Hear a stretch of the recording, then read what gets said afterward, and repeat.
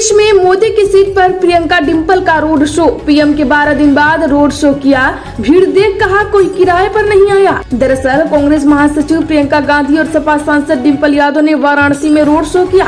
पहली बार प्रियंका और डिंपल किसी रोड शो में साथ दिखे। रथ पर उनके साथ इंडी गठबंधन के प्रत्याशी अजय राय भी मौजूद रहे। करीब 4 किलोमीटर लंबे रोड शो में लोगों की भारी भीड़ उमड़ी। समर्थकों ने दोनों नेताओं पर फूल बरसाए। इससे पहले प्रियंका गांधी और डिंपल यादव ने काल भैरव के दर्शन किए। दुर्गा कुंड के दुर्गा मंदिर में शुरू हुआ रोड शो रविदास मंदिर तक गया। रोड शो के रूट पर मानस मंदिर, त्रिदेव मंदिर और संकट मोचन मंदिर के साथ कुल 21 मंदिर पड़े। लंका गेट पर रोड शो की ड्रोन से वीडियोग्राफी की गई। वाराणसी से पीएम मोदी सांसद हैं और 2 बार से सांसद हैं और तीसरी बार चुनावी मैदान में है। पीएम मोदी ने यहाँ 13 मई को रोड शो और 14 मई को नामांकन किया था। प्रियंका और डिंपल ने इस रोड शो से विपक्ष पीएम मोदी के रोड शो और मातृ शक्ति कार्यक्रम को जवाब देने की कोशिश की। साथ ही दलित और ओबीसी वोटरों को भी साधने का प्रयास किया। वाराणसी से इंडी गठबंधन के प्रत्याशी अजय राय हैं। यहाँ 1 जून को मतदान है। उत्तर प्रदेश में बोले योगी, कांग्रेस तालिबान कानून लाना चाहती है। वाराणसी में कहा शरीफ मुसलमान अपने बेटे का नाम औरंगजेब नहीं रखेगा। जी हां, सीएम योगी आदित्यनाथ ने वाराणसी में गंगा आरती में शामिल हुए। जनसभा को संबोधित करते हुए कहा कि कांग्रेस कहती है सरकार आएगी तो पर्सनल लॉ लागू करेंगे। पर्सनल लॉ का मतलब भारत के अंदर बेटी स्कूल नहीं जा पाएंगी, बहनें और माताएं बाजार नहीं जा पाएंगी, घर के अंदर बुर्का पहनकर दुबकने रहना पड़ेगा। तालिबानी कानून को देश के अंदर लागू करने का प्रयास करेगी। भारत बाबा साहेब भीमराव अम्बेडकर के बनाए गए संविधान से चलेगा। साथ ही योगी ने कहा कि कांग्रेस और सपा के राज में वाराणसी आतंकी घटनाओं का गढ़ बनता जा रहा है। माफिया और अपराधी काशी पर हावी थे। 2014 के बाद काशी वासियों के आशीर्वाद से पीएम मोदी बने। उत्तर प्रदेश में 14 सीटों पर 54% वोटिंग। प्रयागराज में कांग्रेस प्रत्याशी के पिता को थाने में बैठाया गया। आजमगढ़ में लाठीचार्ज, पोलिंग बूथ पर गिरी महिला चल बसी। जी हां, लोकसभा चुनाव के 6वें चरण में 14 सीटों पर वोटिंग खत्म हो गई है। बीते दिनों शाम 6 बजे तक 54% वोटिंग हुई। सबसे ज्यादा अम्बेडकर नगर में 61% और सबसे कम फूलपुर में 48% वोटिंग हुई। प्रयागराज में पुलिस ने कांग्रेसी कार्यकर्ताओं को पोलिंग बूथ से हटा दिया, जिसके बाद कांग्रेसी ने हंगामा करने लगे। सूचना पर सपा के पूर्व सांसद रेवड़ी रमन सिंह पहुंच गए। उनकी पुलिस से नोकझोंक हुई। साथ ही आजमगढ़ में भाजपा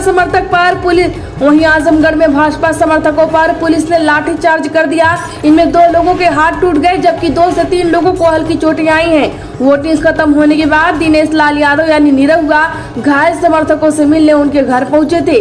बता दें कि सपा ने चुनाव आयोग से 6 घंटे में 60 से ज्यादा शिकायतें की। ज्यादातर शिकायतें ईवीएम से जुड़ी हुई हैं। अम्बेडकर नगर में बुजुर्ग महिला बग्घी से पोलिंग बूथ पर पहुंची और वोट डाला। उत्तर प्रदेश के गाजियाबाद में मंदिर में चेंजिंग रूम में मिला सीसीटीवी महंत के मोबाइल पर थी। इसकी लाइव फीड महिलाओं के कपड़े बदलते हुए क्लिप्स मिली। दरअसल उत्तर प्रदेश के जिला गाजियाबाद में हैरान कर देने वाला मामला आ गया है। शनि मंदिर के बाहर बने चेंजिंग रूम के ऊपर सीसीटीवी कैमरा लगा हुआ है। इस कैमरे की लाइव फीड मंदिर महंत मुकेश गोस्वामी के मोबाइल पर थी। पुलिस को डीवीआर से महिलाओं के कपड़े बदलते हुए कुछ क्लिप्स भी मिली है। पुलिस ने फिलहाल सीसीटीवी और उसका डीवीआर कब्जे में ले लिया है। महंत के खिलाफ मुकदमा दर्ज कर लिया गया है। फिलहाल वो फरार है। उत्तर प्रदेश में सपा नेता रेवड़ी रमन समेत 50 समर्थकों पर केस दर्ज। बूथ से कांग्रेसियों को हटाने का किया था विरोध। पुलिस ने झगड़ा के बाद हिरासत में लिए गए। जी हाँ, बता दें कि प्रयागराज में कांग्रेस प्रत्याशी उज्जवल रमन सिंह के पिता और पूर्व सांसद यानी सपा रेवड़ी रमन सिंह को पुलिस ने 2 घंटे तक हिरासत में रखने के बाद छोड़ दिया। हालांकि हंगामा करने के मामले में करेली थाने के दारोगा मनीष कुमार की तहरीर पर रेवड़ी रमन समेत 50 समर्थकों पर केस दर्ज हो गया है। दरअसल बूथ के बाहर अराजक तत्व हंगामा कर रहे थे। इसके बाद पुलिस मौके पर मौजूद भीड़ को हटाने में लग गई थी। उत्तर प्रदेश के गोरखपुर में प्रियंका गांधी बोली, मोदी जी शर्म मत खोइए। अखिलेश के साथ रैली की। सपा प्रमुख ने कहा बम्बई वालों ने बम्बई की टिकट कटवा ली। दरअसल गोरखपुर में अखिलेश यादव और प्रियंका गांधी ने एक साथ रैली की। प्रियंका ने कहा कि आज नरेंद्र मोदी जिस तरह के भाषण दे रहे हैं, विपक्ष के लिए जैसे शब्दों का प्रयोग कर रहे हैं, अपनी असलियत दिखा रहे हैं। नरेंद्र मोदी गरीब और किसान विरोधी सरकार चला रहे हैं। देश के किसान कर्ज लेकर खेती करती है, लेकिन जब चुका नहीं पाते तो मजबूरन खुद को खत्म कर लिया। लेकिन नरेंद्र मोदी इस पर एक शब्द नहीं बोलते।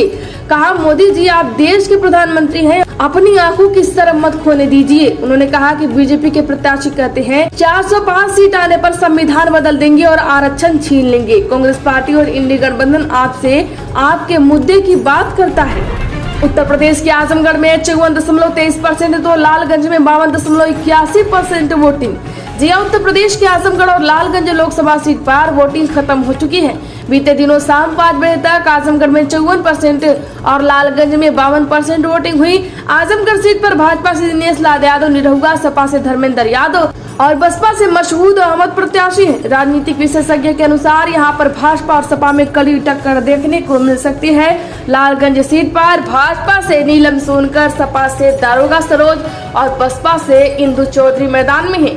वोटिंग के दौरान छिटपुट घटनाएं भी हुई। आजमगढ़ में गौरा गांव की बूथ संख्या 102 पर व्यवस्था बिगड़ने पर पुलिस ने लाठीचार्ज किया। इसमें बीजेपी कार्यकर्ता राजेश सिंह और भूपेंद्र सिंह समेत तमाम लोग घायल हुए। उधर आजमगढ़ के मुबारकपुर में जब लोग वोट डालने पहुंचे तो पता चला कि ज्यादातर के नाम ही वोटर लिस्ट से गायब है। मतदाताओं ने आरोप लगाया है कि एक ही जात के लोगों के नाम काटे गए हैं। इस बात पर सपा कार्यकर्ताओं में नाराजगी है। उत्तर प्रदेश में बोले पीएम मोदी, वंचितों का जो अधिकार है मोदी उसका चौकीदार। गाजीपुर में कहा, कांग्रेस को काम लटकाने और हक मारने में काबिलियत हासिल। जी हां, प्रधानमंत्री नरेंद्र मोदी ने गाजीपुर में कहा कि काम लटकाने और हक मारने में कांग्रेस माहिर है। वीर जवानों को 1 रैंक 1 पेंशन तक नहीं मिलने दी। यह तब लागू हुई जब मोदी आया। इस लोगों ने जवानों की तपस्या का मजाक उड़ाया। 2013 में बीजेपी ने मुझे पीएम पद के रूप में घोषित किया। हरियाणा की रैली में मैंने वादा किया था। पीएम ने कहा कि मुझे कितना संतोष होता है कि हमारी सरकार हर गरीब को मुफ्त राशन दे रही है। कोरोना के संकट में भी सरकार ने गरीबों का चूल्हा बुझने नहीं दिया। कांग्रेस सपा के राज में गरीबों ने दिक्कत उठाई है। उत्तर प्रदेश के पश्चिमी यूपी और बुंदेलखंड में बरस रही आग। मथुरा वृंदावन में 46 डिग्री तक पहुंचा पारा। जी हां, मौसम वैज्ञानिकों ने उत्तर प्रदेश में सोमवार 27 मई को पश्चिमी यूपी और बुंदेलखंड के लिए प्रचंड ग्रीष्म लहर का रेड अलर्ट जारी कर दिया है। इस दौरान गाजियाबाद, गौतम बुद्ध नगर, अलीगढ़, मथुरा, हाथरस, सागरा, फिरोजाबाद, इटावा, जालौन, हमीरपुर, महोबा, झांसी, ललितपुर व आसपास के इलाकों में तेज तपन और लू का ज्यादातर असर रहेगा। रात भी गर्म रहेगी। आंचलिक मौसम विज्ञान केंद्र से मिली जानकारी के अनुसार अगले 3-4 दिन पूरे प्रदेश में दिन के तापमान में और बढ़ोतरी के आसार है। वहीं आज रविवार को ऑरेंज अलर्ट जारी किया गया है। उत्तर प्रदेश में प्रचंड गर्मी के बीच यूपी में बिजली की मांग और खपत का बन गया नया रिकॉर्ड। 29,147 मेगावाट की गई पूर्ति। दरअसल उत्तर प्रदेश में बिजली की खपत और एक समय में अधिकतम मांग व आपूर्ति का नया रिकॉर्ड बन गया है। इससे पूर्व यूपी में न एक दिन में इतनी बिजली खपत हुई और न ही मांग इतनी अधिक गई थी। बीते दिनों शुक्रवार को प्रदेश में 61,30,45,000 यूनिट बिजली का उपयोग किया गया। वहीं इस दिन रात 8:57 पर बिजली की अधिकतम मांग 29,147 मेगावाट पहुंच गई, जो कि अब तक की सर्वाधिक मांग व आपूर्ति का रिकॉर्ड है।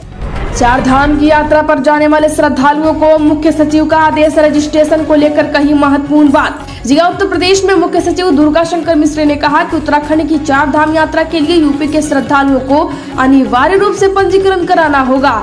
पंजीकरण प्रक्रिया पूरी न करने वाले यात्री 4 धाम की यात्रा न करें। मुख्य सचिव ने इस संबंध में 4 धाम यात्रा 2024 के सफल प्रबंधन के मद्देनजर सभी मंडलायुक्तों एवं जिला अधिकारियों को आवश्यक दिशा निर्देश जारी कर दिए हैं। मुख्य सचिव ने सभी मंडलायुक्तों एवं जिला अधिकारियों से कहा, हर श्रद्धालु तीर्थयात्री पर्यटक जो 4 धाम की यात्रा के लिए करना चाहते हैं उसके लिए उत्तराखंड शासन के URL अथवा mobile app tourist care Uttarakhand पर अपना पंजीकरण करवाना अनिवार्य है। उत्तर प्रदेश में 13 साल की लड़की से रेप बेच पर प्रसव। मेरठ के सरकारी अस्पताल में तड़पती रही, इलाज न मिलने पर चल बसा बच्चा। डीएम ने बैठाई जांच। जी हां, मेरठ के सरदना CHC में 13 साल की रेप पीड़िता के साथ अमानवीय की सारी हदें पार कर दी गयी। प्रसव की दर्द पीड़ा से गुजरने वाली पीड़िता के साथ डॉक्टरों ने भी हमदर्दी नहीं दिखाई। बता दें कि बीते दिनों CHC में उसे भर्ती नहीं किया गया। उसके शरीर से खून बहता रहा। फिर पीड़िता CHC के बाहर बेंच पर ही चल बसे बच्चे को जन्म देती है। मामले में डीएम ने मजिस्ट्रियल जांच बैठाई है। उत्तर प्रदेश में झूठ निकला भाजपा का हर वायदा, समाजवादी योजना को कर रही फ्लॉप, बीजेपी सरकार पर अखिलेश का हमला। जी हां, समाजवादी पार्टी के राष्ट्रीय अध्यक्ष व पूर्व मुख्यमंत्री अखिलेश यादव ने केंद्र प्रदेश की भाजपा सरकार पर जोरदार हमला बोला। उन्होंने कहा कि पिछले 10 सालों में भाजपा सरकार का हर वायदा झूठा निकला। दिल्ली से लेकर लखनऊ तक जनता परेशान है। किसानों की आय दुगुनी नहीं हुई, अलबत्ता उन पर जीएसटी का बोझ, खाद की बोरी से 10 किलो की चोरी और नैनो यूरिया खरीदने का दबाव ने फसल की लागत बढ़ा दी। कर्ज वसूली के लिए किसानों पर दबाव बनाया जा रहा है, जबकि भाजपा नेताओं के मित्र उद्योगपति विदेश भाग चुके हैं। उत्तर प्रदेश में 2 वोटरों ने वीवीपैट की फोटो खींचकर फेसबुक पर किया वायरल, डीएम ने लिया एक्शन। जी हां, लोकसभा चुनाव के दौरान बस्ती के 2 मतदाताओं ने वीवीपैट की फोटो खींचकर सोशल मीडिया पर शेयर कर दिया। प्रकरण को संज्ञान में लेते हुए डीएम अंद्रा वामसी ने सख्त कार्रवाई का निर्देश दिया। फोटो अपलोड करने वाले एक युवक को कोतवाली पुलिस ने पकड़ लिया है। उसके खिलाफ केस दर्ज करने की कार्यवाही की जा रही है। उत्तर प्रदेश में बस यात्रियों को झटका, 1 जुलाई से बंद हो जाएगी जिले के लिए एसी बस। जी हां, एसी बसों से दिल्ली का सफर करने वालों यात्रियों के लिए राहत। जी हां, एसी बसों से दिल्ली का सफर करने वाले यात्रियों की राह मुश्किल हो सकती है। 1 जुलाई से मुरादाबाद के कौशाम्बी को जाने वाली एसी बसों का संचालन बंद हो जाएगा। वजह, मुरादाबाद से वर्तमान में जो एसी बसें कौशाम्बी को चल रही हैं, वे सभी BS4 हैं, जबकि अनुमति केवल BS6 बसों की है। भाजपा कांग्रेस धरना सेठों की पार्टी, सपा के दलित विरोधी। गोरखपुर में कांग्रेस ने विरोधियों पर बोला हमला। जी हां, बसपा सुप्रीमो मायावती ने कहा कि भाजपा सरकार और कांग्रेसी धरना सेठों की पार्टी है। यहां धरना सेठों से अरबों खरबों रुपए लेकर अपनी पार्टी चला रहे हैं और उन्हें माला माल करने और बचाने में लगे हुए हैं। बसपा के लिए ऐसी पार्टी ने जिसने 1 भी रुपया किसी धरना सेठ से नहीं लिया, जबकि सपा दलित विरोधी है। उसने पदोन्नति में आरक्षण को खत्म कर दिया था। दलित संतों महापुरुषों के नाम से बनाए गए जिलों और संस्थानों के नाम को भी सपा ने बदल दिया था। उत्तर प्रदेश में बोले मोदी, योगी जी की सरकार में बवाल और बवालाई दोनों बंद। गाजीपुर में सपा कांग्रेस पर पीएम मोदी का हमला। जी हां, गाजीपुर पहुंचे प्रधानमंत्री नरेंद्र मोदी ने कहा कि मैं आपका आशीर्वाद लेने आया हूं। गाजीपुर कह रहा है कि एक बार फिर मोदी सरकार इंडिया गठबंधन पर हमला बोलते हुए पीएम मोदी ने कहा, आजादी के बाद कांग्रेस ने कसम खा ली है कि इस क्षेत्र का विकास नहीं करेगी। यहाँ के लोग गरीबी में घुट घुट कर जीने को मजबूर रहे। पटेल आयोग की रिपोर्ट का जिक्र करते हुए पीएम मोदी ने कहा कि यहाँ की तकलीफ को सबसे पहले हमारे गहमरी बाबू ने उठाया। उन्होंने संसद में नेहरू जी को यहाँ की स्थिति बताई और आंख में आंसू के साथ बाबूजी ने कहा कि कैसे यहाँ के लोग जानवरों को गोबर से गेहूं बीन कर खाते थे। खबरों में आज के लिए इतना ही। रोज की ऐसी ताज़ा अपडेट के लिए वीडियो को लाइक शेयर करके हमारा सपोर्ट जरूर